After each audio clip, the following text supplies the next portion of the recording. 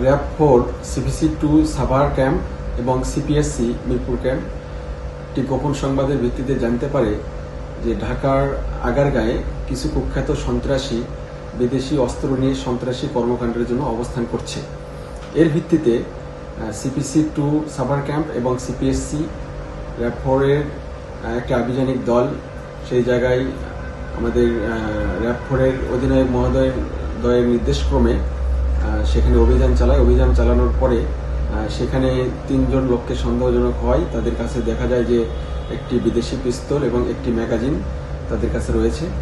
তখন তাদের কাছে এটা অবৈধ একটা পিস্তল হিসেবে ছিল, তাদের এই অবৈধ পিস্তলের কোনো কাগজপত্র ছিল না। তারপরে উক্ত 3 জন ব্যক্তির নাম ঠিকানা জিজ্ঞাসা করলে জানা যায় তাদের একজনের নাম সাদ্দাম হোসেন ওরফে শুটার সাদ্দাম, যার বিরুদ্ধে 15টি হত্যা মামলা সহ অস্ত্র আইনে এবং চাঁদাবাজির মামলা রয়েছে।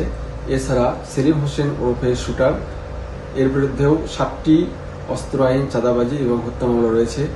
এরপরে আলভি নামে একজন, তার বিরুদ্ধেও একাধিক মাদক মামলা সহ বিভিন্ন রকমের মামলা রয়েছে। এরা সাভার, আশুলিয়া, এরপরে ধামরাই, মিরপুর সহ আগারগাঁও এবং বিভিন্ন জায়গায় এরা সন্ত্রাসী কর্মকাণ্ড করে বেড়ায় এবং বিভিন্ন রকমের অপরাধে তারা জড়িত।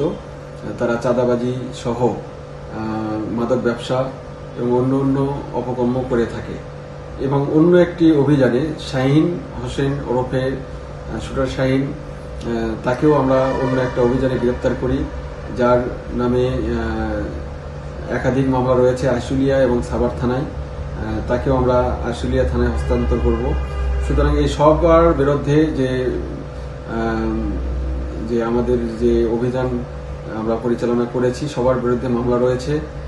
তারা এই এলাকায় একটা ত্রাসের রাজত্ব করেছিল।